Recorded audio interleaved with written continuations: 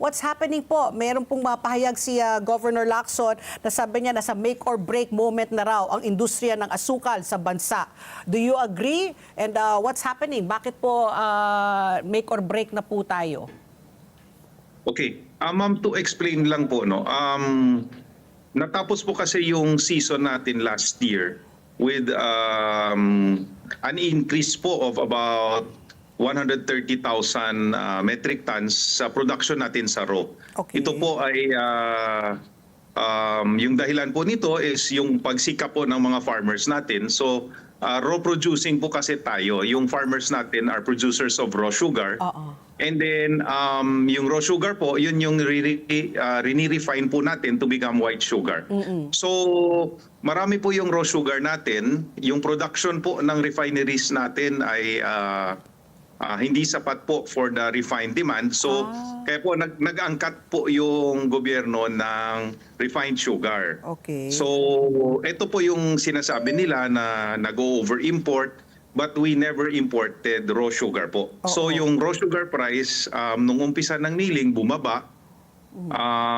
Yung dinahilan po ng mga buyers ay yung iba-ibang statements po coming from farmer groups. May iba po kasi na nung umpisa ng niling, nagsabi na mag-aangkat daw yung gobyerno ulit. May nagsabi po na binawi po. So parang confuse yung market. Umumpisa po tayo sa 2,250 na price. And then per bag po yan, per bag 50 kilos po. Tapos nagbigay po ng direksyon yung gobyerno. Yung plano po natin is mag-e-export tayo to the US ng 100,000 metric tons na raw sugar. Opo. And nung October to end of November, umakyat yung price po. Dahan-dahan, umabot na po yung some mills lampas 2,400. Yung iba po almost 2,400. And then, sa karamihan po ng mga mga suggestions, merong pong nagsuggest na walang gagawin yung gobyerno, pabayaan lang, it will fix itself. Meron naman pong nagsabi na sasabihin lang po na walang import, tataas yung price, yung effect actually po ma'am bumaba ulit. And as I always said, no, as government po, and as the farmer po is kung baga is the foundation of the whole industry, pabayaan yung farmer.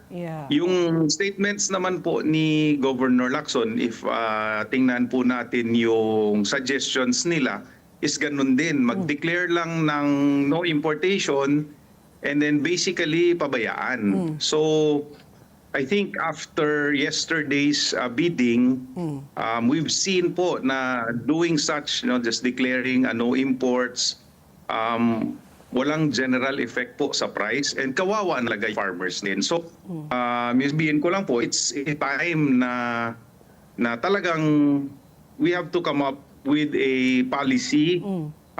Gagawin na po natin yung dapat natin gawin po. And also, out of curiosity po, yung main source ng sugar po natin po, ma'am, is nasa Negros Occidental. But to be honest, since October hanggang ngayon po, hindi kami nag-uusap ng governor. So, hindi ko rin po alam kung saan galing yung ideas niya, saan niya kinukuha yung data niya po. Never naman po siya nag-reach out sa SRA.